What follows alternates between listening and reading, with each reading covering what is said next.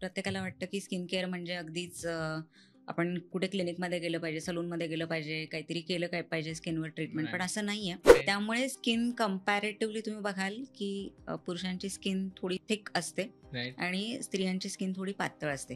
Skin care ही खरंच गरजेची आहे का? जर स्किन केअर कडे निग्लेक्ट केलं आपण तर मेजर प्रॉब्लेम्स असे काही येऊ शकतात का? स्किन केअर म्हटलं की मेन मोटो हाच आहे की गोरं दिसायचं मला. तर खरंच गोरं दिसता येतं का? प्युबर्टी नंतरचे जे ऍक्ने येतात ते खूप वेळापर्यंत सस्टेन राहतात लोकांच्या चेहऱ्यावर. कळलं पाहिजे की आपली कुठली टाईपची स्किन आहे आणि त्यानुसार प्रॉडक्ट वापरलेले जास्त बेटर असतात. पुरुषांची स्किन जास्त करून ऑइलीच स्किन असते. बऱ्याच स्किन व्हाईटनिंग क्रीम्स आहेत ज्याच्यामध्ये कॉम्बिनेशन मध्ये बघाल तर 2 गोष्टी खूप प्रमुख असतात.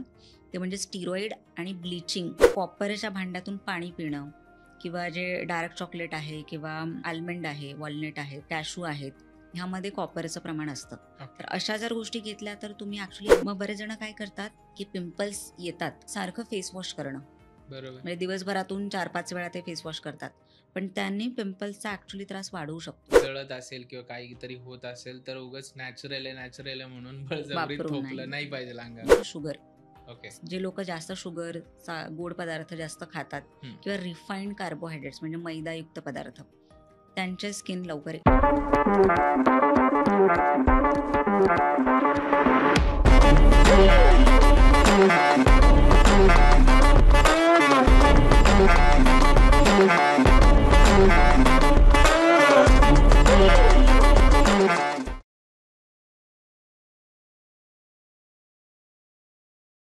आजचा जो पॉडकास्ट आहे हा आपल्या स्किनच्या रिलेटेड आहे.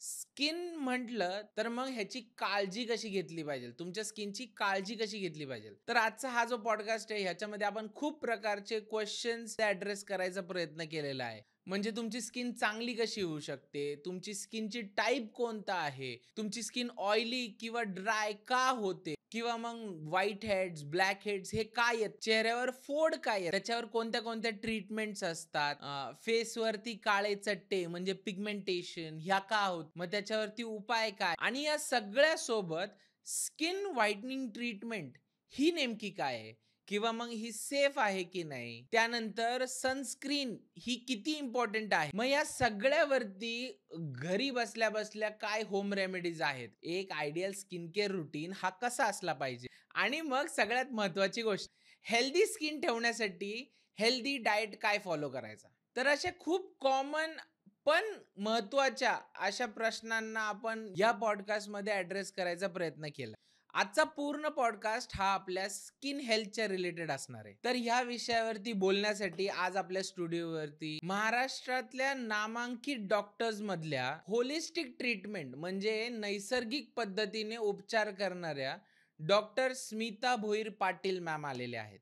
म्हणून लाईक करा, शेअर करा, सबस्क्राईब करा, तो बेल आयकन दाबायला विसरू नका, आणि आता पॉडकास्ट एन्जॉय करा. डॉक्टर स्मिता भोईर पाटील मॅम, स्वागत आहे तुमचं सायलारकर पॉडकास्ट मध्ये. कशा आहात तुम्ही?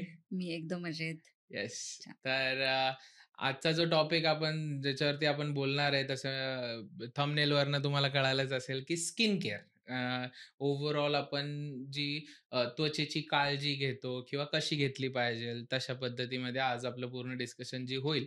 तर सगळ्यात पहिल्यांदा जर मी विचारायला गेलो तर स्किन केअर ही खरंच गरजेची आहे का?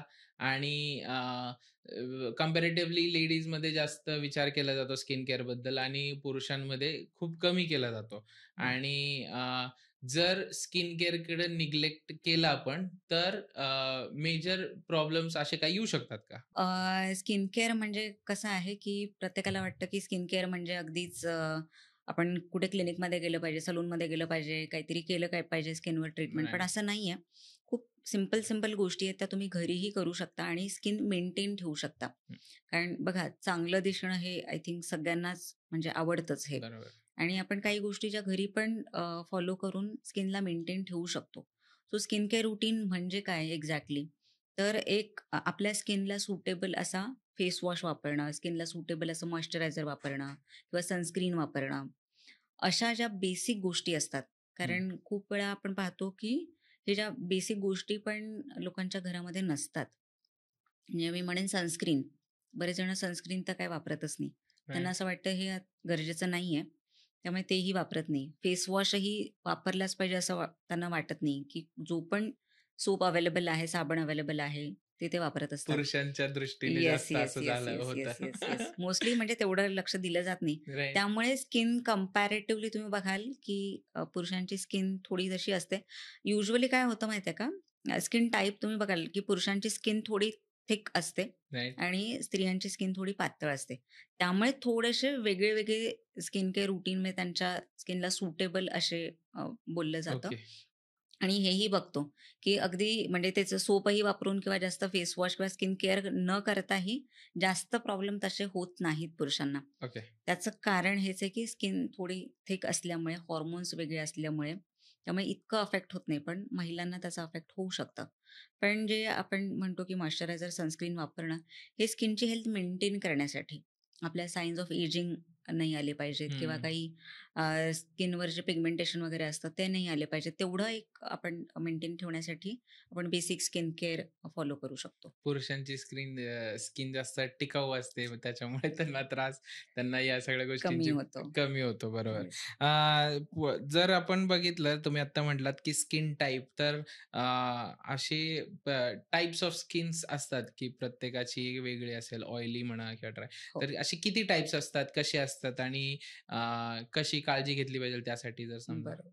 सो स्किनचे डिफरंट डिफरंट टाइप्स असतात. काही हं. जणांची ऑइली स्किन असते, काही जणांची ड्राय स्किन असते, काही जणांची कॉम्बिनेशन स्किन असते. म्हणजे काही पार्ट ड्राय असतो, काही पार्ट ऑइली असतो आणि काही अगदीच ब्लेस्ड असतील तर नॉर्मल स्किन टाइप असतं. म्हणजे त्यांना ओके. कुठलाही त्रास होत नाही. आणि असे खूप कमी लोकं आहेत त्यांना अगदीच नॉर्मल स्किन आहे आणि काही त्रास नाहीये. तर तसंच आहे की डिफरंट डिफरंट स्किन टाइप्स आहेत आणि स्किन टाइपनुसार मग प्रॉडक्ट्सही वापरले गेले पाहिजेत. कारण जर कोणाची स्किन ऑइली असेल आणि त्यांनी जर ड्राय स्किनवाले असे प्रॉडक्ट्स वापरले, तर मग त्यांचे म्हणजे स्किनला तो त्रास होऊ शकतो किंवा स्किनचे प्रॉब्लेम चालू होऊ शकतात. म्हणून आपल्याला कळलं पाहिजे, की आपली कुठली टाइपची स्किन आहे आणि त्यानुसार प्रॉडक्ट वापरलेले जास्त बेटर असतात. राइट. सो प्रत्येकाचे जसं की डिफरंट आणि मोस्टली तुम्ही बघाल, की पुरुषांची स्किन जास्त करून ऑइलीच स्किन असते. It is because of the hormone. Okay. Testosterone hormone असतो. तो जास्त ऑइल ग्लँड्सला स्टिम्युलेट करत असतो. ओके. त्यामुळे मग ते स्किन थोडीशी ऑइली असते आणि जशी थिकही असते. सो ते थोडासा हॉर्मोनचा पार्ट झाला आणि महिलांचे हॉर्मोन्स वेगळे असल्यामुळे स्किन थोडीशी जास्त सेन्सिटिव्ह असते, पातळ असते. तर असे जे आहेत पण स्किन टाइप अगेन की पुरुषांमध्ये पण ड्राय स्किन असू शकते, हं. कॉम्बिनेशन स्किन असू शकते. सो असे डिफरंट डिफरंट स्किन टाइपनुसार जर प्रॉडक्ट्स वापरले तर स्किनचा त्रास कमी होतो किंवा स्किनचे जे काही आजार असतात ते कमी होतात. ॲज इन मग तुम्ही मेजर जर स्किनचे आजार जर पुढे जाऊन म्हटलं तर ते एक्झिमा अँड सोरायसिस वगैरे ते पूर्ण तुम्ही जर काळजीच नाही घेतली त्याची तर तेव्हा पुढे जाऊन तुम्ही असे नाही, एक्झिमा आणि सोरियासिस हा ॲक्चुअली आजार आहे. ओके. म्हणजे आपण युजुअली ते दिसतं स्किनवर, हं, हं, हं. पण तो स्किनचा आजार नसतो, तो इंटरनल आजार आहे. ओके, म्हणजे स्किनवर फक्त त्याचं आउटकम दिसतं. ओके. खाज येणं किंवा त्या पॅचेस दिसणं. हं, हं, पण हं. बऱ्याच वेळा ते जे आजार होतात, ते होतात आपल्या इंटरनल काहीतरी बिघाड झाल्यामुळे. स्पेशली ह्याला म्हणतो आपण लीकी गट. ओके. म्हणजे गटमध्ये किंवा आपल्या त्या आतड्यांमध्ये जर काही प्रॉब्लेम झाला, हं. काही टॉक्सिन्स ते आपल्या ब्लड स्ट्रीममध्ये राहतात. त्यामुळे मग खाज यायला सुरुवात होते. ओके. सो कधी पण स्किनवर जेव्हा एक्झिमा, सोरियासिस सारखे आजार होतात, लगेच पहिला पॅच येत नाही. आधी खाज येते. हं. खाज येऊन मग ते पॅचेस यायला लागतात. सो ते खाज येण्यासाठी ब्लडमध्ये टॉक्सिन्स आहेत. हं. म्हणूनच हा डायरेक्ट स्किनवर होणारा आजार नाही. इंटरनल काहीतरी बिघाड झाल्यामुळे मग ते स्किनवर दिसत असतं. तर त्याची तर एनिवेज तो आजार आहे. वेगळी हां, ट्रीटमेंट त्याची घेतली एक पाहिजे. वेगळीच ट्रीटमेंट एक राइट, समजून घ्यायला लागतं आणि राइट, त्यानुसार असतं. राइट. आता जर सगळ्यांचा main main motto skin care म्हटलं की मेन मोटो हाच आहे की अ, स गोरं दिसायचं मला. तर खरंच गोरं दिसता येतं का? खरंच स्किन जी आपली ज्या कलर टोनमध्ये आपण जन्माला आलोय, तर तो इन्क्रीज करता येतो का? की असे स्किन व्हाईटनिंग क्रीम्स असतात का? की खरंच वर्क करतात का त्या क्रीम्स पण? राइट. सो एकतर आपला स्किनचा कलर, हं. स्किन, आपले हेअर ह्याचा कलर हा जेनेटिक असतो. ओके. युजुअली त्याला चेंज नाही करू शकत. पण काही हॉर्मोनल इम्बॅलन्समुळे स्किन डार्कर होऊ शकते. ओके. स्किनवर पॅचेस दिसू शकतात आणि स्किन टोन थोडा डार्क होऊ शकतो. पण एक बेसिक जे आपलं ते जेनेटिक मेकअप असतो, ज्याच्याने आपल्या स्किनचा कलर डिसाईड झालेला असतो. त्यामुळे तो कंप्लीटली चेंज करणं पॉसिबल नसतं. पण जर तुमचा जसा आधी स्किनचा कलर डिफरंट होता, ओव्हर द पिरियड जसं तुम्ही एज तुमचं वाढलं आणि स्किन कलर चेंज झाला, हं, तर हं. मग त्याला तुम्ही परत बेसिक स्किन जो होती त्याच्यावर आणू शकता. पण अगदीच ब्लॅक कलर आहे आणि व्हाईट करणं, त्यासाठी खूप ॲडव्हान्स ट्रीटमेंट आहेत, पण त्याचे खूप ॲडव्हर्स इफेक्ट पण आहेत. राइट. त्यामुळे त्या अशा ट्रीटमेंट ज्या स्किन व्हाईटनिंग ट्रीटमेंट असतात, त्याच्यापासून दूरच राहिलं पाहिजे. तुम्ही एक स्किन टोन थोडा इम्प्रूव्ह करू शकता, अगेन जे बेसिक स्किन केअर फॉलो करून. म्हणून हं. ते इम्पॉर्टंट आहे, ओके. की तुम्ही जर सनस्क्रीन लावलं तर स्किन टॅन नाही होणार, डार्क नाही होणार किंवा मॉइश्चरायझर लावलं तर स्किनला एक मॉइश्चर मिळतं. एजिंग थोडंसं आपण प्रिव्हेंट करू शकतो. म्हणजे ह्याचे फायदे आहेत. त्यामुळे स्किन केअर फॉलो केलं पाहिजे.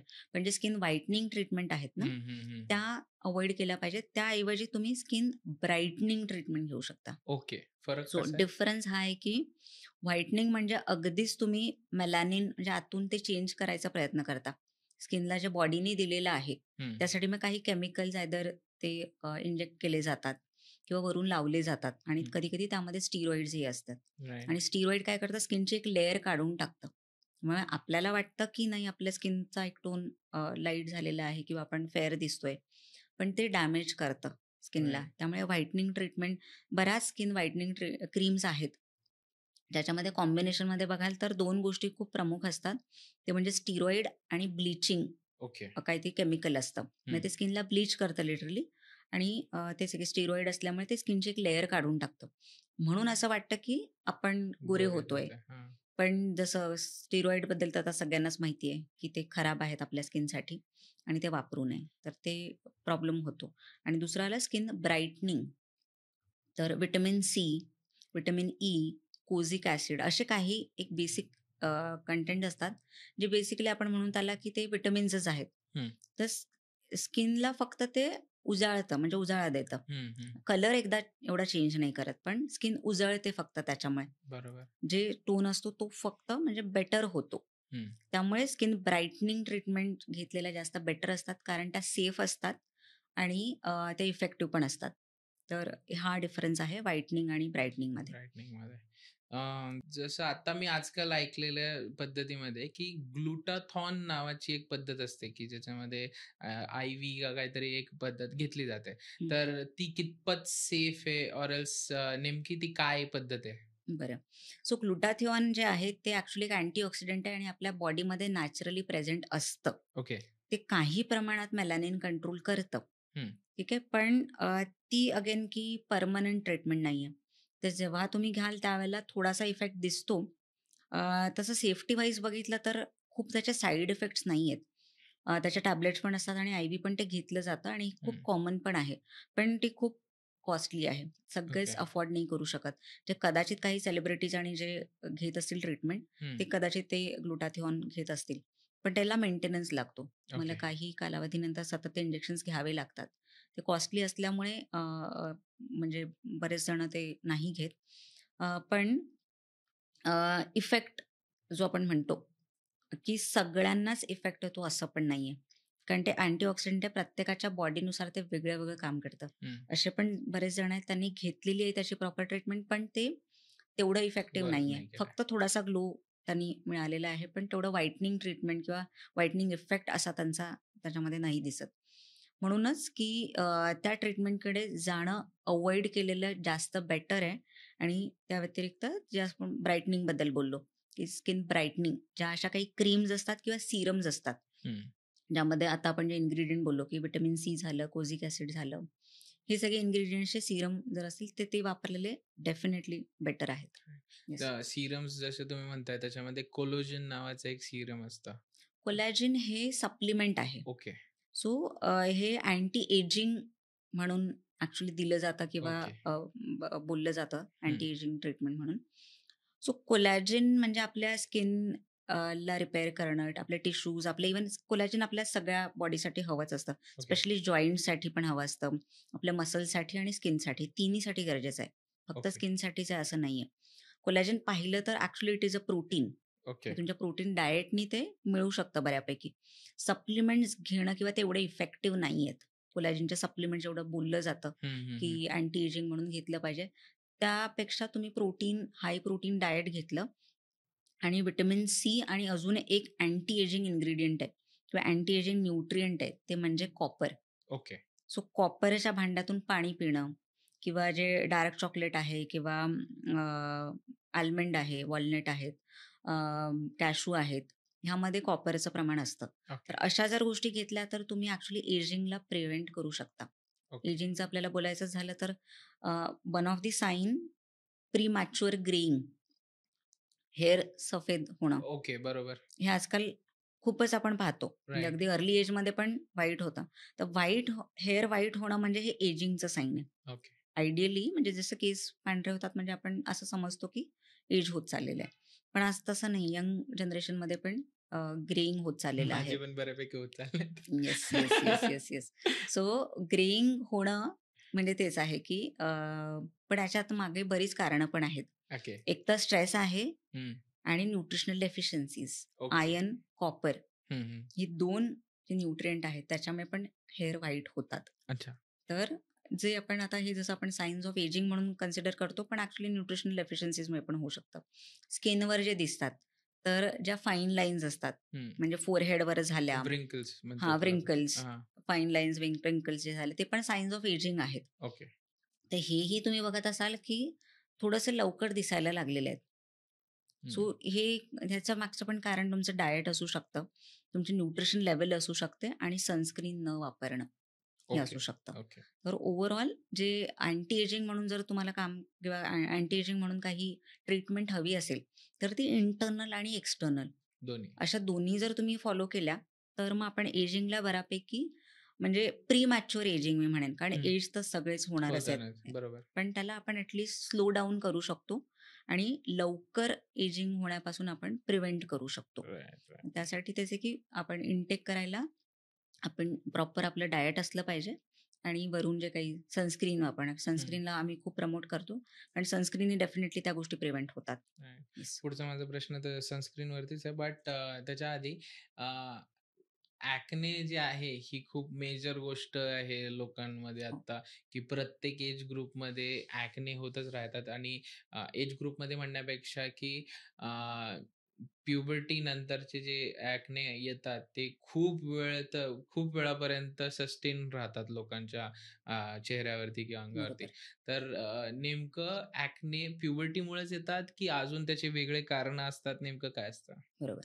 सो जेव्हा प्युबर्टीमध्ये मेल, फिमेल्स जे काही जातात म्हणजे मुलं-मुली, हं, हं. तर त्यावेळेला मेजर हॉर्मोनल शिफ्ट होत असतो.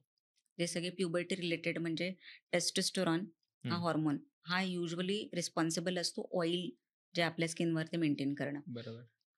तर तो हॉर्मोन एक थोडा हाय होतो. म्हणजे मग तो मेल्समध्ये पण होतो आणि फिमेल्समध्ये पण होतो. ओके. त्याला एक जनरल टर्म आहे अँड्रोजन्स. ओके. अँड्रोजन हॉर्मोन हे प्युबर्टीमध्ये सर्वाधिक हाय असतात आणि त्यामुळे काय होतं, हा अँड्रोजन हॉर्मोन जसा हाय होतो, आपल्या स्किनच्या खाली जे ऑइल ग्लँड्स असतात, ते हं, स्टिम्युलेट होतात. ते जास्त प्रमाणात ऑइल बनवायला लागतात. हं. तर जसं ऑइल बनतं, ते ऑइल आपल्या स्किन सरफेसवर येतं. मग आपल्या स्किनवर कशा असतात, एक नॉर्मल स्किन फ्रेंडली बॅक्टेरिया तर असतातच. प्रत्येकाच्या म्हणजे स्किनला मेंटेन करण्यासाठी असतात. पण जेव्हा ऑइल जास्त निघतं ना स्किनमधून, तेव्हा हे बॅक्टेरियल ओव्हर ग्रोथ होते. म्हणजे ते वाढायला लागतात. मग तिथे इन्फेक्शन होणं, हं. तिथे पिंपल्स येणं, असं सगळं चालू होतं. पण हे टीनेजवाले जे ॲक्ने आहेत, ते टीनेज पुरतंच म्हणजे 1-2 वर्ष मॅक्सिमम राहिले पाहिजेत. त्यानंतर ऑटोमॅटिक कारण मग हॉर्मोनची एक लेव्हल मग मेंटेन होते. त्यामुळे ते नॉर्मल बऱ्याच जणांमध्ये ते नॉर्मल होऊन जातात. पण काही-काही जणांमध्ये ते नॉर्मल होतच नाही. ते अगदी वाढतच जातात. बरोबर. वाढतच जातात किंवा कंटिन्यू पुढे पण होत राहतात. त्याचं मग पुढचं कारण आहे, की ते हॉर्मोन्समध्ये ते फ्लक्च्युएशन त्यांचं होतच राहिलेलं आहे. चालूच आहे. काही फिमेल्समध्ये काय होतं, मग ते पी सारखे आजार आजकाल बरोबर. म्हणजे प्युबर्टीनंतर इमिडिएटली पण तो आजार होतो. आणि पी ह्या आजारामध्ये पण टेस्टोस्टेरॉन किंवा अँड्रोजन लेव्हलच हाय होतो. हं. त्यामुळे P one of the symptom आहे ॲक्ने. ओके. ठीक आहे. तर ॲक्ने आता आपण इन जनरल बरेच जणांना ॲक्ने हा आजार वाटतो, की ॲक्ने हा आजार कसा होतो? पण ॲक्ने हा सिम्प्टम आहे म्हणजे लक्षण आहे. ओके. ॲक्ने हा इन जनरल आजार नाहीये. कुठल्यातरी आजाराचं लक्षण त्याच्यामुळे आहे. होतं. जसं हॉर्मोनल खूपच इम्बॅलन्स होत असेल, हं. गट इश्यूज असतील, पोट साफ होत नसेल, कॉन्स्टिपेशनचा त्रास असेल, त्याच्यामध्ये पण होऊ शकतं. पी-सी-ओ-डीमध्ये होतं. इस्ट्रोजन इम्बॅलन्स हे महिलांमध्ये होत असतं, त्याच्यामध्ये होतं. तर अशी बरीच कारणं आहेत ज्याच्यामुळे पिंपल्स येतात. तर एक तर आपण बघितलं की हॉर्मोनल इम्बॅलन्स ह्याच्यामुळे पिंपल्स येतात. दुसरं जसं की गट इश्यूज असतील तर. तिसरं आहे even nutritional deficiencies. Specially 2 vitamins हे खूप चांगले काम करतात ॲक्ने कमी करण्यासाठी आणि ते व्हिटॅमिन डी आणि ओमेगा 3. ओके. सो हे स्किन विटामिन्स आहेत. आपले जे ऑइल ग्लँड जे प्रोड्यूस होतात इवन अजून एक विटामिन आहे झिंक. सो हे तिन्ही विटामिन्स आम्ही युजुअली हे प्रिस्क्राईब करतो जर ॲक्ने खूप क्रॉनिक असतील, हं. खूप जास्त ऑइल प्रोड्यूस होत असेल. सो काय होतं, जे ऑइल जसं मी सांगितलं की ते ऑइल ग्लँड्स ऑइल बनवत असतात. नॉर्मल ऑइल बनवलं पाहिजे आपल्या स्किनची हेल्थ मेंटेन करण्यासाठी आणि स्किनवर एक नॉर्मल ग्लो ठेवण्यासाठी. बरोबर. पण जेव्हा ते ओव्हर प्रोड्यूस करायला लागतात, हं. मग हे व्हिटॅमिन डीचं काम काय आहे? ते ऑइल ग्लँडच्या ॲक्टिव्हिटी कंट्रोल करणं. झिंक पण तेच करतं आणि ओमेगा 3 पण तेच करतं. म्हणजे ऑइल ग्लँड ॲक्टिव्हिटीज ज्या असतात त्या कंट्रोल कंट्रोल. करण्याचं काम हे करत असतं. म्हणून जास्त प्रोड्यूस होत नाही ऑइल आणि मग ऑटोमॅटिकली थोडे पिंपल्स येणं कमी होतं.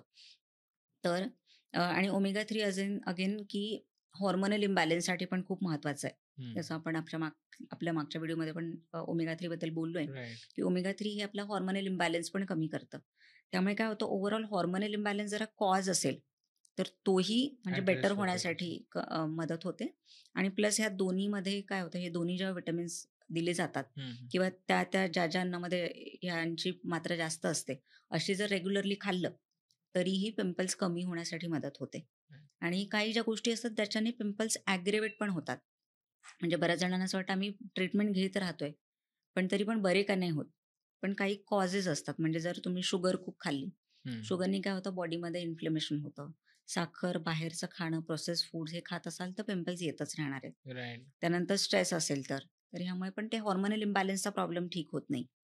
तर खाण्यापिण्याकडे म्हणजे हे ह्याला अगेन जर ठीक करायचेच असतील कंप्लीटली पिंपल्सला, तर मग इंटरनली आपलं डाएट्स वगैरे सगळं व्यवस्थित करून आणि मग त्याच्यासोबत मग एक्सटर्नल ट्रीटमेंट घेतली पाहिजे. फक्त वरून ट्रीटमेंट घेतली, त्यांचे पिंपल्स कधीच लवकर जात नाही. राइट.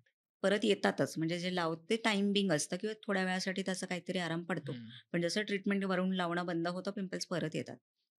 म्हणून त्याला पण एक होलिस्टिक वे नीच की प्रॉपर डाएट अप्रोच केलं पाहिजे. सगळं त्याच्यानीच ते बेटर होऊ शकतात. माझं तेच मी जे विचारायचं होतं, की नेमकं आपण म्हणतो, की ॲक्ने ऑइल ग्लँड्स तुम्ही म्हणताय जसं, की ऑइल ग्लँड्स जास्त सिक्रेट करतात ऑइल, त्याच्यामुळे होऊ शकतो.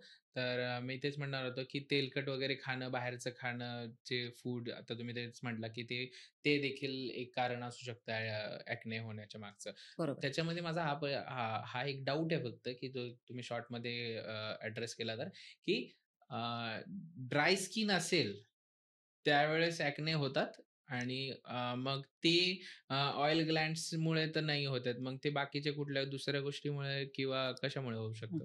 सो ड्राय स्किनमध्ये पण कंप्लीटली ड्राय स्किन असेल तर नाही, हं, कॉम्बिनेशन स्किन असते. म्हणजे त्यांचा काही स्किनचा पार्ट ड्राय असतो, हं, काही स्किनचा पार्ट ऑइली असतो. हं. तर जिथे-जिथे जे ऑइल प्रोडक्शन ज्या पॉइंट्समध्ये जास्त होतं, तिथेच ते पिंपल्स येतात. अच्छा, ओके. बाकी स्किनचा पार्ट ड्राय असतो. पण जसं जे मोस्टली असतं ते कॉम्बिनेशन स्किनमध्ये असतं. जसं काही जणांचा फोरहेडच फक्त ऑइली असतं किंवा हं, टी झोन असतो तोच ऑइली असतो. मग नाकावरच पिंपल्स येणार किंवा फक्त फोरहेडवर येणार, बाकी स्किन खूप ड्राय असते. हं, हं, तर हं. असं आहे. म्हणजे जिथे-जिथे पिंपल्स येतात, तिथे-तिथे ऑइल ॲक्चुअली बनलेलंच असतं जास्त आणि त्यामुळेच पिंपल्स येतात. आणि मग बरेच जण काय करतात, की पिंपल्स येतात. हं. त्यामुळे काय करतात ते म्हणजे त्यांना असं वाटतं ऑइल खूप बनतं. बरोबर, आता ऑइल खूप बनल्यामुळे मग ते पिंपल्स येतात ना. मग सारखं फेस वॉश करणं. बरोबर. म्हणजे दिवसभरातून 4-5 वेळा ते फेस वॉश करतात. पण त्यांनी पिंपल्सचा ॲक्चुअली त्रास वाढवू शकतो. ओके. हां, कारण बघा बॉडी तरी पण एक आपली स्किन जी आहे ती मेंटेन करण्याचा प्रयत्न करते, की एक स्किनची लेयरवर एवढं-एवढं ऑइल राहिलं पाहिजे. हं, हं, तुम्ही हं. ते ऑइल काढून टाकता. तेव्हा स्किनला कळतं, की आता ऑइल निघालेलं आहे ते अजून प्रोड्यूस करतं. मग जेवढं मल्टिपल टाईम्स तुम्ही ते फेस वॉश कराल, तेवढं अजून ऑइल सिक्रीट करायचा प्रयत्न करते बॉडी. त्यामुळे जास्त वेळा फेस वॉश नाही केला पाहिजे आणि खूप हार्श फेस वॉश पण नाही वापरले पाहिजे, जे ड्रायिंग असतात. माईल्ड आहेत तसे हं, वापरले पाहिजेत. हं. म्हणजे असे काही जर फेस वॉश वापरले ते खूपच अगदी ऑइल एक्स्ट्रॅक्ट करून टाकतात स्किनचा. त्यांचे पण ॲक्ने बरे होतच नाही आणि ऑइल लगेच म्हणजे अगदीच तासा दीड तासात परत तेवढंच ऑइल बनतं. त्यामुळे जो स्किनसाठी माईल्ड असा फेस वॉश वापरणं हं. आणि ऑइल कंप्लीटली नाही निघायला पाहिजे असं पाहिलं पाहिजे. खूप जे फोमवाले असतात ना, म्हणजे खूप फेस येतो अशा फेस वॉशला, तसे वापरणं अव्हॉइड केलं पाहिजे. ओके. कमी फोम आलेला किंवा कमी जे झाग आलेला जो फेस वॉश असतो तो, किंवा अगदीच माईल्ड. त्याला काही-काही आत्ताचे फेस वॉश असे बरेच आलेले आहेत, ज्यांना फोम किंवा म्हणजे तेच फेस येत नाही हं, हं, अजिबातच. हं.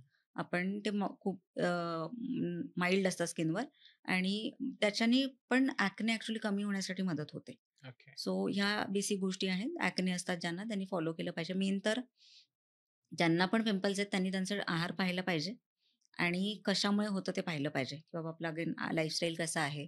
महिला असतील तर त्यांना हॉर्मोनलचा प्रॉब्लेम आहे का, किंवा पिरियड्सचा काही, युजुअली महिलांमध्ये पिरियडशी असोसिएटेड असतात. ओके. म्हणजे बऱ्याच वेळा पिरियडच्या आधी पिंपल्स येतात. हं. कारण त्यावेळेला पण हॉर्मोनल एक शिफ्ट होत असतो. म्हणून थोडा काही जण असे असतात, की त्यांना थ्रूआउट मंथ अजिबात पिंपल्स नसतात. पण जसं पिरियड येणार, तसे मग पिंपल्स यायला सुरुवात होते. पिरियड मग गेल्यानंतर ते नॉर्मली होतात. हं, मग हं. मेजर आहे, की हॉर्मोनल शिफ्टमुळे होतात. काही जणांना पी-सी-ओ-डी किंवा दुसरे त्रास असतील, तर मग ते थ्रूआउट मंथ चालूच असतात. कारण इम्बॅलन्सचा प्रॉब्लेम आहेच. बरोबर.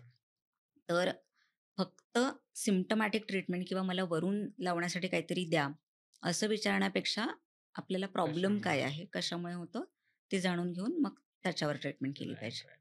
तुम्ही आता फेस वॉश हे म्हटलात, तर त्याच्या त्याच्या संदर्भात माझ्या डोक्यात ही एक गोष्ट आली, की फेस वॉश हार्श जास्त वापरले नाही पाहिजे. तर हं. स्क्रब देखील जे असतात, फेस स्क्रब, तर ते देखील खूप हार्श असतात ना हो, हो. स्किनवरती. तर ते यूज करणं बरोबर आहे की चुकीचं आहे मग? ते ॲब्सोल्युटली चुकीचं आहे. ओके. ठीक आहे, स्किनला डॅमेजच करतं ते. त्यामुळे स्क्रब्स वगैरे यूज करणं हे अव्हॉइडच केलं पाहिजे. म्हणजे बेसिकली स्क्रब्स का वापरतात? एक्सफोलिएशन. ओके. एक्सफोलिएशन म्हणजे आपले डेड स्किन्स असतात, हं. जे स्किनवर असतात ते हं, ते हं, हं. काढण्यासाठी. पण ह्याच्यामध्ये 2 प्रकार आहेत. एक आहे फिजिकल एक्सफोलिएशन म्हणजे हेच स्क्रब्स वगैरे वापरणं, आणि दुसरं आहे केमिकल एक्सफोलिएशन हं. म्हणजे केमिकल पीलिंग. हं, या हं, हं. ट्रीटमेंटबद्दल आय थिंक बऱ्याच आता लोकांना बरोबर. माहितीच आहे. Yes, yes. घरी पण असे वापरण्याचे सिरम्स वगैरे येत असतात. ते बेटर वे आहे, माईल्ड वे आहे स्किनला एक्सफोलिएट करण्याचं. हं. स्किनला जास्त डॅमेज नाही करत ते. तर खूप कमी पर्सेंटेजमध्ये असे काही येतात पील्स, ते वापरू शकतात. पण मी ही पील्सच्या बाबतीत असं म्हणेन, कारण प्रत्येकाची स्किन वेगळी असते. कारण आता असं जर काही रेकमेंड केलं आणि लोकं ते प्रॉडक्ट्स वापरू शकतात आणि त्याचा ॲडव्हर्स इफेक्ट पण होऊ शकतो. बरोबर. त्यामुळे कुठलेही प्रॉडक्ट तुम्हाला जर माहिती नसेल, की तुमच्या स्किनला कुठले सुटेबल आहेत, बेटर आहे की डॉक्टरला कन्सल्ट करणं. त्यांनी जर ते रेकमेंड केलं, की तुमची स्किन टाइप अशी आहे, तुम्ही हे प्रॉडक्ट्स वापरा, हं, तर हं. मग वापरले पाहिजे. Right, right. येस. आणि पिल्स म्हणजे मॅम पिल्स खायच्या पिल्स नाही तर फेस मास्क पिल्स असतात. केमिकल हां, पीलिंग. ते म्हणतायत. ओके.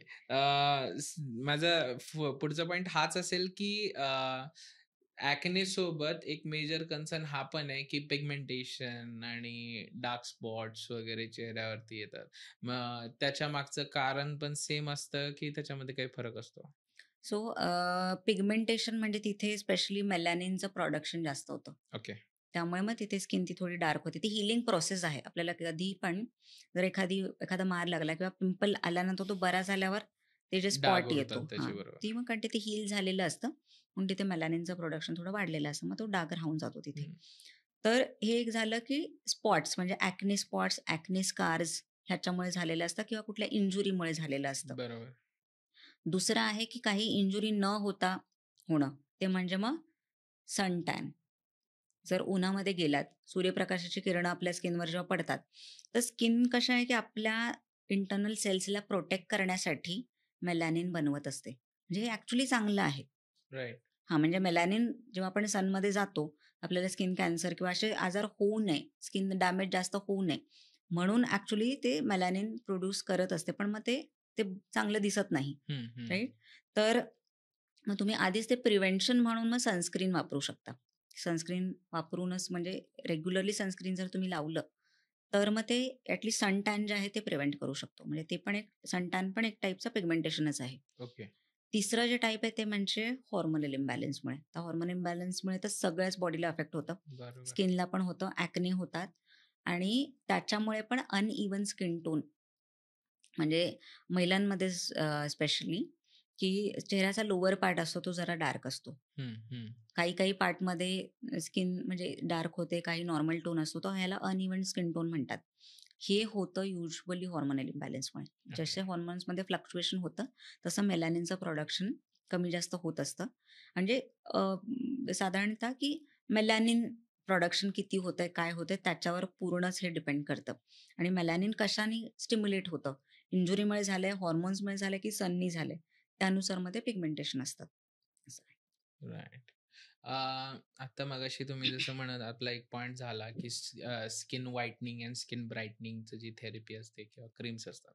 तर स्किन ब्राईटनिंग जे तुम्ही म्हणताय, की ही केली पाहिजे किंवा ही चांगली आहे, एक सेफर पद्धत आहे. तर ह्याच्यामधले माझा एक हे होतं, की काही एक ठराविक बेसिक क्रीम्स ज्या आहेत का, की प्रत्येक जण यूज करू शकतो without consulting or else consult केल्यानंतर काही सेफ क्रीम्स सजेस्ट केल्या जातात डॉक्टर्सकडनं तुमच्याकडनं? सो बघा हे आता स्किन टाईपनुसार जसं सीरम जे असतात ते तर युजुअली स्किन टाईपनुसार वापरले पाहिजेत. पण ओके. एक जस्ट मेंटेन करण्यासाठी जे व्हिटॅमिन सी सीरम आहे, ते हं. युजुअली सगळ्यांना सूट करतं. पण स्टिल काही जण आहेत, ज्यांना त्याच्याने थोडंसं डार्क इफेक्ट आल्यासारखा पण वाटू शकतो. ओके. सो हे ज्यांची स्पेशली खूपच जास्त ऑइल प्रोड्यूस करते स्किन, त्यांच्यामध्ये होऊ शकतं हे. तर सीरम जर आपण असं म्हणालो, की एकच सीरम सगळ्यांसाठी युजुअली तसं होत नाही. ते राइट. आपल्याला म्हणजे आपल्या स्किन टाइपनुसार थोडंसं वापरलं गेलं पाहिजे. पण आम्ही तसं एक सीरम बनवलंय. त्याच्यामध्ये काही होमिओपॅथिक इन्ग्रीडियंट्स आहेत. म्हणजे ते एक असं आहे, की ऑल स्किन टाइपसाठी आहे. त्याच्यामध्ये लिकोरिस आहे, म्हणजे मुलेठी जे आपण म्हणतो, हं, हं. ज्येष्ठ मध. तर त्याचे एक्स्ट्रॅक्ट आहेत, एलोवेरा आहे, व्हिटॅमिन सी आहे. तर असे एकदमच म्हणजे कॉमन किंवा खूप सेफ असे इन्ग्रीडियंट्स वापरून बनवलेलं आहे. आणि ते असं बनवलं की कुठल्या पण स्किन टाइपनी म्हणजे ते लोकं वापरू शकतात. तर तो त्याचा पण एक स्किन ब्राईटनिंग इफेक्टच आहे. तर जे एक आहे जर कोणाला रुटीनमध्ये फॉलो करायचं आहे, तर ते डेफिनेटली ते ट्राय करू शकतात. पण त्या व्यतिरिक्त स्किनचे खूपच त्रास असेल, तर मग कन्सल्ट करून डॉक्टरच्या सल्ल्याने वापरलेलं नेहमी चांगलं आहे. डार्कर स्किन जी होते फक्त चेहऱ्यावरती नाही तर आपण पूर्ण अंगावरती बघितलं तर एल्बोज म्हणा किंवा गुडघे म्हणा, काखेत म्हणा, तर ही का होते किंवा ह्याला ह्याला पण पिगमेंटेशनच म्हणणार की ह्याला काय म्हणणार मग? हां. सो जेव्हा पण स्किनचा कलर चेंज होतो त्याला पिगमेंटेशनच म्हणतात. ओके. सो ते जर स्किन व्हाईट झाली, तर हं. त्याला हायपो पिगमेंटेशन म्हणतात. स्किन डार्क झाली, तर त्याला हायपर पिगमेंटेशन म्हणतात. स्किनचा कलर जर चेंज होत असेल, तर ते पिगमेंटेशनच असतं. हं. तर स्पेशली जे मानेवर जी डार्क होते स्किन, राइट. ह्याबद्दल मला वाटतं सगळ्यांना माहिती करून घेतलं पाहिजे, की हे एक्झॅक्टली काय आहे? हं, ह्याला हं. अकॅन्थोसिस नायग्रिकन्स असं म्हणतात. ओके. आणि हा एक इन्सुलिन रेझिस्टन्सचा प्रॉब्लेम आहे. बऱ्याच जणांना वाटतं, की हे असं आहे, की स्किन डार्क झाली आहे म्हणजे तिथे मळ असेल किंवा बरोबर. डर्ट असेल, आपण जे घाम येतो त्याच्यामुळे झालं असेल. चैन घालतो त्याच्यामुळे हां. लागत. हां. सो ते नाहीये. हे होतं हॉर्मोनल इम्बॅलन्समुळे. स्पेशली जो इन्सुलिन हार्मोन इम्बॅलन्स जर झाला, हं, हं. तर त्यामध्ये हे पिगमेंटेशन चालू होतं. म्हणजे ती अगदी स्किन खूप थिक होते, वेल्वेटी कलरची होते आणि डार्क होऊन जाते. त्यामुळे ह्यावर कुठली तुम्ही क्रीम लावली, कुठलंही ऑइंटमेंट लावलं, सीरम लावलं, तर ते वर्क नाही करणार. ओके. हे जो डार्क नेक आणि इव्हन जे काही फोल्ड्स आहेत ना स्किनच्या, म्हणजे नेक झाला, अंडर आर्म्स झाले आणि थाईज, इनर पार्ट, जे थाईचा राइट. इनर पार्ट असतो. इथे जी स्किन डार्क होते, थिक होते, त्याला अकॅन्थोसिस नायग्रिकन्सच म्हणतात आणि ह्याचं मेजर रिझन आहे इन्सुलिन रेझिस्टन्स. ओके. आजकाल सगळेच म्हणजे बरेच जण आहेत मी म्हणेन, की ज्यांना इन्सुलिन रेझिस्टन्सचा प्रॉब्लेम आहे.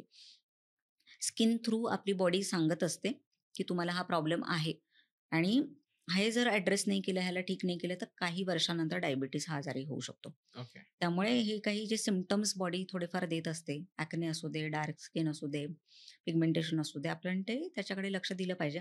त्यानंतर एल्बो आणि जो तुम्ही नीजचं म्हणालात, तर काही जणांची बसण्याची तशी सवय असते, म्हणजे प्रेशर एरियाज आहेत. जर ओके. असे खूप एल्बो खाली देऊन कंटिन्यू बसत असतील, तर मग राइट. तिथला पार्ट डार्क होऊ शकतो. काही ॲथलीट असतात, सारखं पडून किंवा हे करून मग ते गुडघे तसे ब्लॅक होऊ शकतात. तर मोस्टली हे होतं प्रेशरमुळे. जे गुडघ्यांमध्ये किंवा एल्बोमध्ये जे होतं, ते त्या पर्टिक्युलर पार्टमध्ये प्रेशर पडल्यामुळे होतं. पण बाकी ठिकाणी जे आपण पाहिलं, ते युजुअली होतं हॉर्मोनल इम्बॅलन्समुळे. राइट. आणि मग तो पार्ट जसं गुडघ्याचं किंवा एल्बोचं जे आहे काही थोड्याशा स्किन ब्राईटनिंग क्रीम वगैरे किंवा विटॅमिन सी असे काही कोझिक ॲसिड वगैरे वापरून कमी होऊ शकतं. पण अंडर आर्म्सचं, नेकचं, थाईजचं जे आहे ते नाही होणार. ओके. कारण तो इंटर्नल आजार त्याच्यामुळे झालेला असतं. त्यामुळे त्यासाठी प्रॉपर डाएट आणि एक्सरसाइज हीच त्याची मेन ट्रीटमेंट आहे. ते जर फॉलो केलं आणि त्यासोबत मग काही एक्सटर्नल काही लावायचं असेल तर लावू शकता. पण फक्त वरून काही लावून हे बरं नाही होणार. राईट. येस. आता जसं तुम्ही म्हटलात, की घरच्या घरी प्रॅक्टिस करतात, की बेसनाचं हे लावलंय किंवा तसे लावलंय.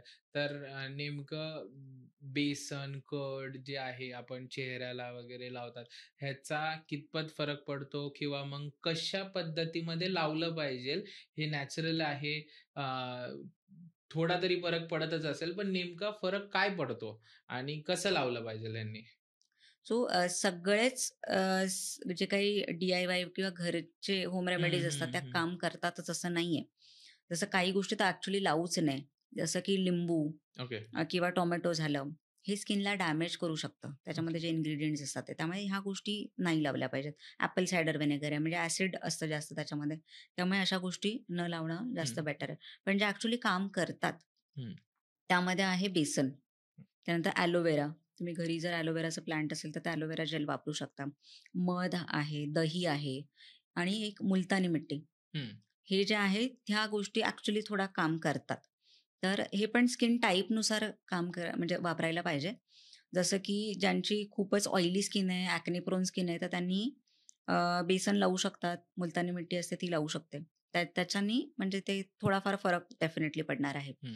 आणि ते स्किन जे एक्सेस बनलेलं असतं कुठे ना कुठे ते अब्झॉर्ब करतं आणि ॲक्ने जरा लवकर हील होतात. राइट. ज्यांची कॉम्बिनेशन स्किन आहे, ड्राय स्किन आहे, त्यांनी मग ते कर्ड वापरू शकतात किंवा हनी आहे असा मास्क म्हणजे ते वापरू शकतात. पण तेच आहे की सेन्सिटिव्ह स्किनमध्ये तो त्रास येऊ शकतो. म्हणजे असं नाही की नॅचरल गोष्टी आहेत. जसं टर्मरिक खूप जणांना आम्ही पाहिलंय की टर्मरिक किंवा म्हणजे हळदीची ॲलर्जी पण आहे. हं. हळद लावली तर रेड होऊन जाते किंवा खाज येते स्किनला. बरोबर. तर असं नाही की नॅचरल आहे म्हणजे चांगलंच आहे. प्रत्येकाची स्किन वेगळी असल्यामुळे प्रत्येक गोष्टी सूटच होतील असं नाहीये. एक ट्रायल घेऊन आणि मग ते वापरू शकतात जर त्याचा फायदा होत असेल तर. आणि असे बरेच मास्क असतात म्हणजे व्हिडिओज त्याचे असतात. त्यातलं जर कोणाला सूट होत असेल आणि स्किन तशी मेंटेन ठेवण्यासाठी ते करू शकतात. पण हेच आहे की आधी ट्रायल घेतल्याशिवाय किंवा कुठेतरी टेस्ट घेतल्याशिवाय हं, ते हं, हं, वापरू नये. हं. नाहीतर मग त्याची ॲलर्जिक रिएक्शन होऊ शकते आणि ॲक्चुअली स्किन जी आहे तुमची म्हणजे जी ॲक्चुअली थोडी बेटर स्टेटमध्ये असेल, ती अजून वर्स्ट होऊ वर्स्ट. शकते किंवा प्रॉब्लेम स्किनचे चालू होऊ शकतात. राइट. येस. म्हणजे ह्याच्यामध्ये हा विचार केला पाहिजे, की जळत असेल किंवा काहीतरी होत असेल, तर उगाच नॅचरल आहे, नॅचरल आहे म्हणून बळजबरी वापरू थोपलं नाही. नाही पाहिजे येस, अंगावरती. Yes, yes. राइट, नक्कीच. राइट.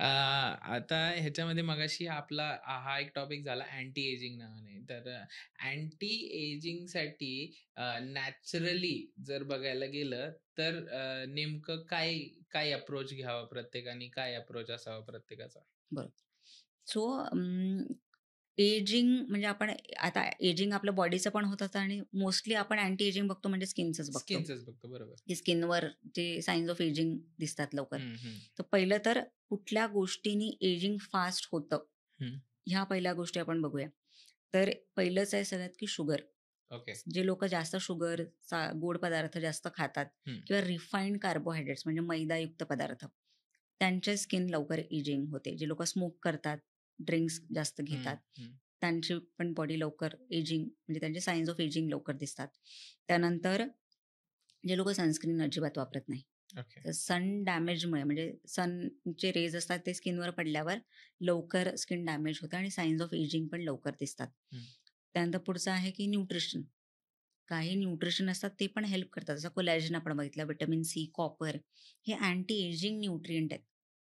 तर हे जर आपण आहारात घेतलं, तर डेफिनेटली आपण एजिंगला प्रिव्हेंट करू शकतो. हं. सो न्यूट्रिशनल डेफिशियन्सी पण एक वन ऑफ द रिझन आहे, की ज्याच्यामुळे एजिंग फास्ट फास्ट. होतं. त्यानंतर झोप ती राइट. जर नाही झाली, मग काय होतं झोप व्यवस्थित नाही झाली, तर मग ते लगेच डोळ्यावर, आपल्या फेसवर दिसून येतं. येस. डिहायड्रेशन. पाणी जर खूपच कमी पीत असतील, म्हणजे अति पण प्रमाणात पाणी पिऊ नये. पण कमी पण प्यायलात पाणी, स्किन डिहायड्रेट होते आणि मग सायन्स ऑफ एजिंग लवकर दिसतात. त्यानंतर लास्ट जे आहे ते म्हणजे स्ट्रेस. राईट. सो स्ट्रेसनी ते एनिवे सगळेच आजार होतात. जे लोकं खूप वरी करत असतात ना, म्हणजे सतत काळजी, तर त्यांनी पण जे आहे एजिंग फास्ट होतं. तर ह्या पहिल्या गोष्टी आहेत, की ह्याच्यानी ज्या आहेत म्हणजे आपण आता सगळ्या ज्या गोष्टी डिस्कस केल्या, त्यांनी एजिंग डेफिनेटली म्हणजे लवकर येऊ शकतं, वेळेच्या आधी येऊ शकतं. राईट. प्री मॅच्युअर एजिंग याला म्हणतात. तर आता आपण त्याला प्रिव्हेंट करण्यासाठी मग ह्याच गोष्टी, की आपण आपल्या पहिलं तर सनस्क्रीन लावणं. हे जरा नॉर्मलाईज करायला पाहिजे, की सनस्क्रीनची गरज आहे. अ, जसं असं नाही की आपण उन्हात जातोय तेव्हाच लावणं किंवा जर म्हणजे पावसाळ्याचा सीझन आहे तर गरज नाही आहे, क्लाउडी असेल तर गरज नाही असं नाही आहे. सनरेज असतात, त्यामुळे सनस्क्रीन लावलं पाहिजे. आणि जर खूपच जास्त उन्हामध्ये जात असू आपण, तर मग 2-2, 3-3 तासांनी सनस्क्रीन ते रिपीट पण केलं पाहिजे. ओके. कारण त्याचा एक इफेक्ट एक 2 ते 3 तासच असतो. त्यानं त्याचा इफेक्ट थोडा कमी होतो. त्यामुळे स्पेशली उन्हात असेल तर थोडंसं रिपीट करून ते लावलं पाहिजे. नंतर मग तेच 8 तासाची झोप घेणं. ज्यांची झोप जर व्यवस्थित आहे, त्यांची बॉडी आतून पण हील होते आणि बाहेरूनही हेल्दी राहते. त्यामुळे व्यवस्थित झोप घेणं, स्ट्रेस हे सगळं कमी करणं, त्यासाठी मग तेच आहे योगा आहे, मेडिटेशन आहे, वॉक आहे राईट. किंवा आपल्या हॉबीज काहीतरी फॉलो करणं, अशा सगळ्या गोष्टींनी आपण स्ट्रेस कमी करू शकतो. आणि मग शुगर जसं आपण म्हणालो, शुगर, रिफाईंड कार्बोहायड्रेट, बाहेरचं खाणं, प्रोसेस्ड फूड्स, स्मोकिंग, ड्रिंकिंग ह्या जर गोष्टी कमी केल्या, तर एजिंग नक्कीच आपण प्रिव्हेंट करू शकतो. राईट. आणि वरून लावण्यासाठी जर आपण काही त्याच्याबद्दल बोललो, तर रेटिनॉल एक बऱ्यापैकी म्हणजे कॉमनली ते प्रिस्क्राईब केलं जातं. सो रेटिनॉल काय आहे? रेटिनॉल आहे व्हिटॅमिन ए. ओके. तर व्हिटॅमिन ए लावण्यामध्ये काही तसा प्रॉब्लेम नाहीये. पण हे अगेन की डॉक्टरनी प्रिस्क्राईब केलं असेल तर जास्त बेटर आहे. पण व्हिटॅमिन ए युक्त पदार्थ जर तुम्ही खाल्ले, ओरली घेतले, तर ते जास्त फायदेदायक असतात. सो व्हिटॅमिन ए जे ॲक्चुअली प्युअर त्याचा सोर्स आहे, तो म्हणजे cod liver oil. Cod liver oil. Yes. Okay. म्हणजे बाकी पण गोष्टी आहेत. जसं आपण जे व्हेजिटेरियन सोर्सेस म्हणजे मोस्टली आपण म्हणतो की पपई झालं, म्हणजे ज्या अ, लाल आणि पिवळ्या भाज्या असतात. त्या म्हणजे त्याच्यामध्ये आंब्यामध्ये असतं, पपईमध्ये असतं किंवा टोमॅटोमध्ये असतं, भोपळा आहे. तर ह्या सगळ्या भाज्यांमध्ये अ, गाजर आहे, व्हिटॅमिन ए असतं. पण त्याचं बायो अवेलेबिलिटी आपण जे म्हणतो, म्हणजे ती इझिली तेवढं अब्झॉर्ब होत नाही. बरोबर. पण जेवढं फिशमध्ये असतं, फॅटी फिश असतात, कॉड लिव्हर ऑइल असतं, ह्याच्यामधलं व्हिटॅमिन ए बेटर अब्झॉर्ब होणारं असतं. त्यामुळे तसे त्या गोष्टी घेणं, नट सीड्स ह्या गोष्टी घेणं. नंतर आहे की कोलॅजिन. सो कोलॅजिन जसं आपण म्हणालो की ते प्रोटीन आहे. मग तुमचं बरोबर. प्रोटीन आहारामध्ये वाढवणं. सो अशा जर सगळ्या गोष्टी तुम्ही फॉलो केल्या, तर एक म्हणजे इंटरनली जर त्या मेंटेन झाल्या, तर आतूनही बॉडीचं एजिंग आहे ते स्लो डाऊन होतं. राईट. तर ह्या सगळ्या गोष्टी आय थिंक फॉलो करायला त्याच्यासोबत पाहिजे. मला अजून एक पॉइंट हा आठवतोय, की मध्ये एक खूप फॅड झालं होतं, की साफी ऑर एल्स तसे प्रॉडक्ट्स चांगले असतात आणि त्याच्याने स्किन खूप हे येते, चांगली होते आणि बऱ्यापैकी लोकांचे एक्सपिरियन्स पण होते तशा पद्धतीमध्ये. तर ते बरोबर होतं का त्याच्यामध्ये काही वेगळे घटक होते ज्याच्याने ते तसं हेल्प करतंय ऑर एल्स त्याचे काही साइड इफेक्ट्स पण असतात? सो ते आय थिंक आयुर्वेदिक प्रॉडक्ट आहे काहीतरी. ओके.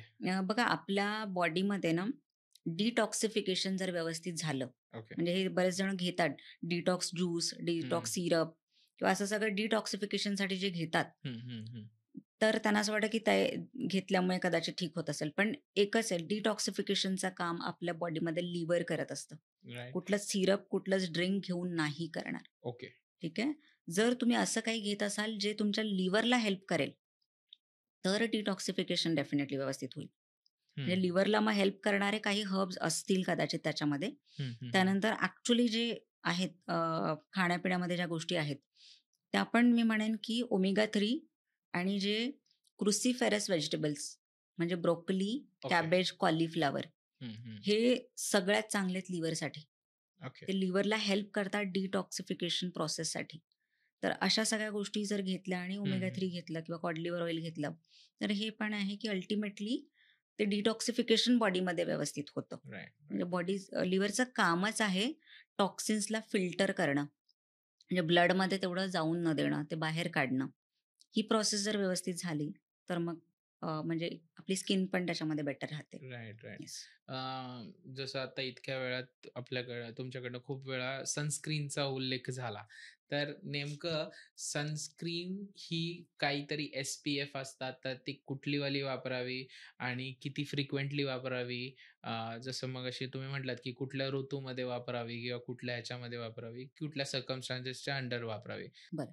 सो आपल्या जे इंडियन स्किन टाइपसाठी जे सनस्क्रीन गरजेचं आहे, ते हं. 30 to 35 SPF. Okay. 30 to 35 SPF. त्याच्यावर न वापरलेलं जास्त बेटर आहे. खूप जणांना वाटतं, की मी 40, 50 किंवा इव्हन आता 100 SPF वाले पण सनस्क्रीन आलेले आहेत. हं. तर त्याचं एकच हे असतं, की इफेक्टिव्हनेस म्हणजे जर 30 SPF वाला 2 तास काम करत असेल, तर 50 वाला अजून एक 15-20 मिनिटं अधिक काम करेल. 100 SPF वाला असेल, तर तो 3 तास काम करेल किंवा 4 तास काम करेल. पण त्यामध्ये तेवढे केमिकल्स टाकावे लागतात. म्हणजे जेवढं SPF वाढतं तसे केमिकल्स पण त्याच्यामध्ये अधिक वाढतात. ॲड करावे लागतात. त्यामुळे जो एक बेसिक आहे, की 30 SPF वाला एक नॉर्मल म्हणजे सगळेजण वापरू शकतात. एवढंच आहे, की त्याचा 2-2.5 तास जो काही इफेक्ट असतो, त्यानंतर तुम्ही रिपीट करू शकता. आणि ते पण कधी जर तुम्ही ॲक्चुअली उन्हामध्ये असाल तर. घरामध्ये असाल तर एकदा लावलेलं ठीक आहे. तरी सतत पण लावणं एकदा लावावं. एकदा लावावं. कारण ओके. आपले जे विंडोज असतात हं. घरातले, त्याच्या थ्रू पण सनरेज येत असतात आणि ते पण आपल्या स्किनला डॅमेज करत असतात. ओके. तर त्यामुळे एकदा तरी सनस्क्रीन वापरलं गेलं आणि पाहिजे. त्याच्या त्याच्या विरोधातलं एवढं थोडंसं एक विचारसरणी अशी आहे, की सनस्क्रीन च्या जास्त यूजमुळे स्किन डॅमेज देखील होऊ शकते किंवा तसं काही नाहीये, राइट? सो त्याच्यामध्ये कुठले केमिकल्स वापरले जातात ना, ओके. डेफिनेटली म्हणजे वेगळे-वेगळे प्रकारचे सनस्क्रीन आहेत. हं, हं. तर काही जे केमिकल्स स्किन केअर प्रॉडक्ट्समध्ये वापरले जातात, त्याच्यामुळे स्किन डॅमेज होते. Okay, specially parabens. Okay. Parabens म्हणजे हे ॲक्चुअली एक केमिकल आहे. म्हणजे ते ॲक्चुअली अँटी मायक्रोबियल आहे. म्हणजे त्याच्यामध्ये काही इन्फेक्शन्स होऊ नये किंवा ते हं, खराब होऊ नये ह्यासाठी हं. ते वापरले जातात. पण त्याचे अल्टरनेटिव्ह आहेत आता बरेच आलेत. पॅराबिन हे कॅन्सर कॉझिंग आहे. ओके, त्यामुळे ज्यांनाही जर सनस्क्रीन वापरायचं असेल, तर युजुअली पाहिलं पाहिजे ते पॅराबिन फ्री असले पाहिजेत. ओके. जेणेकरून स्किनला डॅमेज नाही होणार. कारण इव्हन हॉर्मोनल इम्बॅलन्सचा म्हणजे आता खूप स्टडी झालेला आहे त्याच्यावर, की हॉर्मोनल इम्बॅलन्सचा प्रॉब्लेम जो होतो, तो ह्या सगळ्या केमिकल्समुळे होऊ शकतो. म्हणजे स्पेशली जे काही मॉइश्चरायझर आहे, फेस वॉश आहे, सनस्क्रीन आहे, यामध्ये जे केमिकल्स वापरले जातात, हं, कारण की हे जे स्किनवर आपण लावतो आणि स्किन थ्रू ते ॲक्चुअली आपल्या बॉडीमध्ये अब्झॉर्ब होतात. हं, हं. त्यामुळे मग आपल्याला हॉर्मोनल इम्बॅलन्सचा पण प्रॉब्लेम होऊ शकतो. त्यामुळे जर असे काही प्रॉडक्ट्स वापरायचे असतील, तर थोडे ऑर्गॅनिक प्रॉडक्ट्स वापरलेले जास्त बेटर आहे त्यासाठी. Right, yes. Right, right. आता जर बेसिक एक हेल्दी स्किन मेंटेन करण्यासाठीचं डाएट ऑर एल्स एक रूटीन डाएट आपण बोलूच, पण रूटीनचं जर सांगितलं, की जसं लेडीजमध्ये जास्त यूज केलं जातं, जेंट्स जास्त करत नाहीत. बट एक ओव्हरऑल आपण रूटीन विचारलं, की स्किन केअरसाठीचं एक बेसिक रूटीन काय असलं पाहिजे? सो एक तर फेस वॉश हं, आणि तो पण जो तुमच्या स्किनला सुटेबल असेल तसा फेस वॉश हं, वापरणं. मॉइश्चरायझर जर खूप ऑइली स्किन असेल, आजकाल म्हणजे नॉर्मल स्किन टाईप किंवा एक असे पण मॉइश्चरायझर येतात, की जे ऑइल स्किन टाईपसाठी असतात. हं. तर तसेही वापरू शकता किंवा तुमच्या स्किन टाईपनुसार जे सूट होईल तसं वापरू शकतात. तर face wash, moisturiser, sunscreen okay. हे सगळ्यांनीच वापरलं पाहिजे. आणि आता जे थोडंसं सीरमबद्दल बराच हं, अवेअरनेस हं, वाढलेला आहे. हं, तर सीरम जे आहे ते ॲज अ ट्रीटमेंट झाली. हं. ओके. म्हणजे पिगमेंटेशनचा त्रास असेल तर पिगमेंटेशननुसार, ॲक्नेचा त्रास असेल तर ॲक्नेच्या काही येतात. त्यानंतर अँटी एजिंग हा कन्सर्न असेल तर अँटी एजिंगचे असतात. असे वेगळे-वेगळे सीरम येतात, पण ते सीरम युजुअली मग रात्री वापरले जातात. ओके. तर मग रात्री पण झोपण्याआधी जसं फेस वॉश करून, मग सीरम लावून आणि मग मॉइश्चरायझर असं एक बेसिक रूटीन फॉलो केलं तरी पण स्किन मेंटेन करू शकतो. ओके. तर हे जे आहे हे आपण एक्सटर्नल लावण्यासाठी बोललो, की येस. एवढं फॉलो करू शकतात. आणि जर आता आपण तेच जर डाएट एक हेल्दी डाएट त्यासाठी मेंटेन करायचं म्हटलं, तर तो कसा असला पाहिजे एक हेल्दी डाएट स्किनसाठीचा प्रॉपर? बरं. सो स्किनच्या अगेन की जर कोणाला त्रासच असेल, म्हणजे ॲक्च्युअली पिंपल्सचा त्रास असेल, हं. तर पिंपलसाठी मग त्यांनी स्पेसिफिक मग ते कन्सल्ट करून प्रॉपर त्यांच्यासाठी डाएट घेतलं पाहिजे. पण ज्या गोष्टी मग पिंपल्सचा त्रास जो काही ॲग्रेवेट करतो, आपण बोललो, की साखर, प्रोसेस्ड फूड्स आणि हे हं. सगळं अव्हॉइड करणं, होईल तेवढं घरचंच खाणं आणि आहारामध्ये जे ओव्हरऑल म्हणजे ॲक्ने असू दे, नॉर्मल स्किन टाइप असू दे, कुठल्या पण स्किनसाठी जे हेल्दी आहे, हं, हं, हं. अशा ज्या गोष्टी आहेत, सगळ्यात वर जे येतात ते म्हणजे प्रोटीन्स. ओके. तुमची स्किन जर रिपेअर होत नसेल, मग काय होतं ते स्किनचे थर जमा व्हायला लागतात आणि त्यामुळे पण स्किनमध्ये पिगमेंटेशन वगैरे चालू होतात. भारतामध्ये त्याच्याकडे सगळ्यात मोठं दुर्लक्ष हो, केलं हो, जातं. हो. सो प्रॉपर पहिलं तर प्रोटीन घेणं म्हणजे राइट. स्किन रिपेअर व्यवस्थित होईल. स्किनचं रिजनरेशन व्यवस्थित होईल. ओके. कारण तुम्ही चांगले प्रॉडक्ट्स वापरूनही जर इंटरनल तुमचा डाएट नसेल, हं, तर हं. मग त्याचे रिझल्ट्स एवढे येत नाही. बरोबर. त्यामुळे ते आहे की प्रॉपर आपण प्रोटीन्स घेणं आणि दुसरं खूप महत्त्वाचं ते म्हणजे हेल्दी फॅट्स. ओके. आता आपल्या स्किनमध्ये फॅट्स, ऑइल जे असतं that is fats only. Okay. ठीक आहे. म्हणजे स्किन जे एक नॉर्मल नॅचरल ऑइल बनवत असतं, राइट. जे प्रोटेक्टिव्ह म्हणून काम करत असतात हं. किंवा इव्हन स्किनच्या खाली ज्या लेयर्स बनतात, एक फॅटची लेयर असतेच. हं. ती जेवढी व्यवस्थित असते, तेवढे आपली स्किन फर्म असते आणि व्यवस्थित दिसते. जसं-जसं एज होतं, तसं तुम्ही बघाल की स्किन लूज दिसायला लागते ना? बरोबर. म्हणजे काय होतं, स्किनच्या खालची फॅटची लेयर आहे ती हळू कमी होते आणि मसल्स लूज व्हायला लागतात. हं. त्यामुळे फॅट्स घेणं, हेल्दी फॅट्स घेणं, हे स्किनसाठी खूपच गरजेचं आहे. राइट. त्यासाठीच आपण जे म्हणतो तूप घेणं, nut seeds, flax seeds, chia seeds झाले, हं. त्यानंतर आल्मंड, वॉलनट, ह्या सगळ्या नट सीड्स म्हणजे ॲक्च्युअली स्किनसाठी खूपच चांगले आहेत. ओके. आणि विटामिन ए बद्दल जे आपण बोललो, की तुम्ही असं नाही की व्हेजिटेरियन तुम्ही घेऊ नाही शकत, पण मग गाजर, त्यानंतर आवळा, हं. हे ॲक्च्युअली स्किनसाठी खूपच चांगलं आहे. पपई, पेरू ज्याच्यामध्ये ओके. व्हिटॅमिन सी असतं. सो व्हिटॅमिन ए आणि व्हिटॅमिन सी युक्त पदार्थ हे अधिक प्रमाणात घ्या. कारण हेच स्किनला हेल्दी ठेवतं. स्किनवर राइट. इन्फेक्शन होऊन देत नाही. तर असे जर तुम्ही ओरली घेतले आणि मग आपण जे कॉड लिव्हर ऑइलबद्दल बोललो, हं, तर हं. तेही तुम्ही घेऊ शकता. इव्हन तूप घेऊ शकतो. जे एक बेसिक आहे. तेवढंही घेतलं तरी पण स्किन आपण हेल्दी ठेवू शकतो. जे एक मिथ आहे, की बाबा तूप घेतलं तर माझं वजन वाढेल असं नाहीये. आपल्याला खूप नाही खायचं आहे. 2 ते 4 चमचे एव्हरीडे तूप घेण्यामध्ये काही प्रॉब्लेम नाही. इव्हन ते हार्टला हेल्दी ठेवतं. ओके. स्किनला हेल्दी ठेवतं. आपली गट हेल्थ पण व्यवस्थित ठेवतं. तर तूपही 2 ते 4 चमचे घेऊ शकता. इतक्या काही बेसिक गोष्टी फॉलो करू शकता. सीड्स जे तुम्ही म्हणताय आता फ्लॅक्स सीड्स आणि चिया चिया सीड्स सीड्स जे असतात, त्याच्यासोबत आजकाल सनफ्लॉवर सीड्स आणि हे सगळे घेऊ शकता. सगळ्या प्रकारचे जे हो, सीड्स आहेत, हो. हे काही घेण्याची कशी पद्धत असते एक प्रॉपर पद्धतीमध्ये का ॲज अ ज्यूस म्हणून देखील तुम्ही त्याला यूज करू शकता किंवा त्याचे लाडू वगैरे तसे हो, बनवून हो, देखील हो, हो. कसेही कसे घेऊ शकता. जसं आता नट्स आहेत ना, स्पेशली जे आल्मंड झालं किंवा वॉलनट झालं, त्यांना हं. युजुअली म्हणजे तुम्ही भिजवून घेतलेले जास्त बेटर आहे. ओके. कारण त्याच्यामध्ये हे नट्समध्ये काय असतं, अँटी न्यूट्रिएंट प्रॉपर्टीज पण असतात.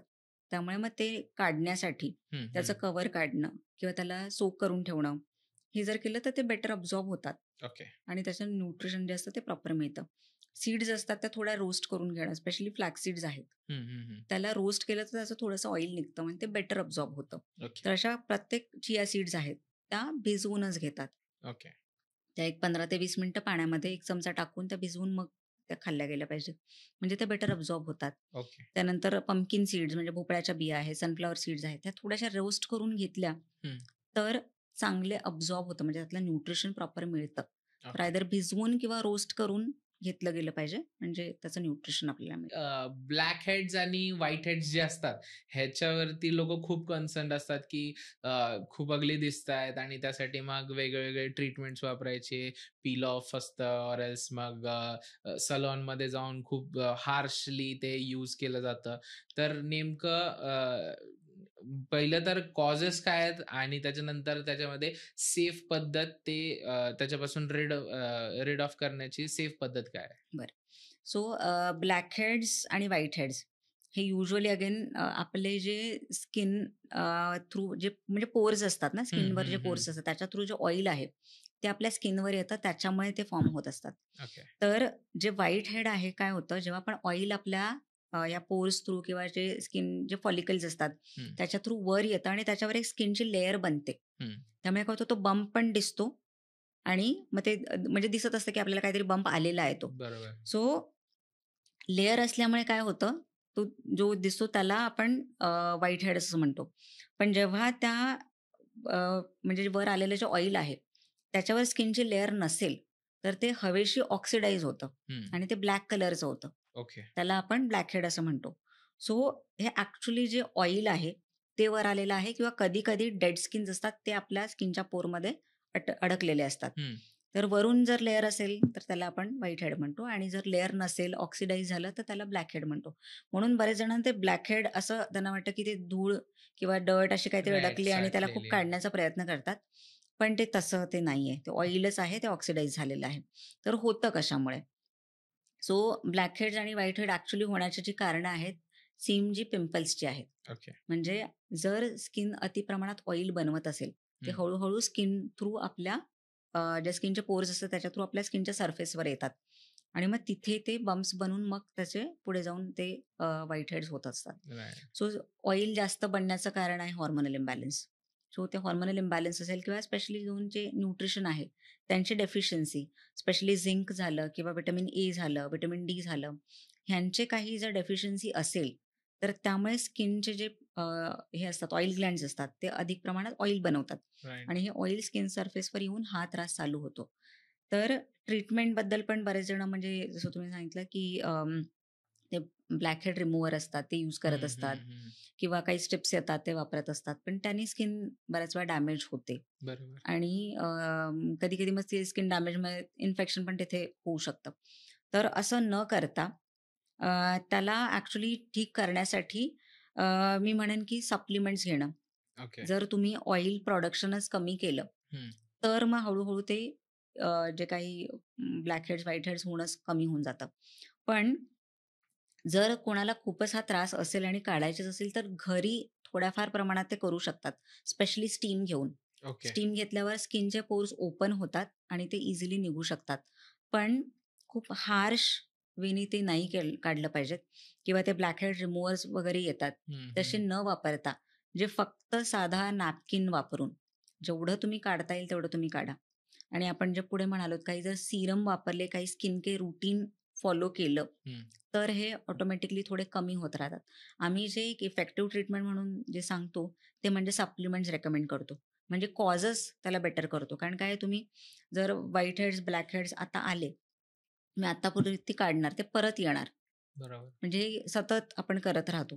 त्यापेक्षा सप्लिमेंट्स जर तुम्ही घेतले, झिंकचं सप्लिमेंट घेतलं किंवा कॉड लिव्हर ऑइलचं सप्लिमेंट घेतलं, तर ऑटोमॅटिकली ऑइल ग्लँड्स ते कमी प्रमाणात ऑइल बनवायला लागतात आणि ब्लॅक हेड्स आणि व्हाईट हेड्स हे कमी होतात. तर तीच एक इफेक्टिव्ह ट्रीटमेंट आहे, त्यामध्ये आपण ॲक्चुअली ते बेटर करू शकतो. Right, yes. Right, right. आजचा थँक यू. तुम्ही आज या पॉडकास्टमध्ये आलात आणि स्किनच्या रूटीनबद्दल आणि स्किनबद्दल बऱ्यापैकी नॉलेज आपल्याला मिळालं. येस. आजचा जो पॉडकास्ट होता तो तुम्हाला कसा वाटला आपल्याला नक्की कळवा कमेंट्समध्ये. And do like, share and subscribe to the podcast जे युज्युअल नेहमीचं असतं.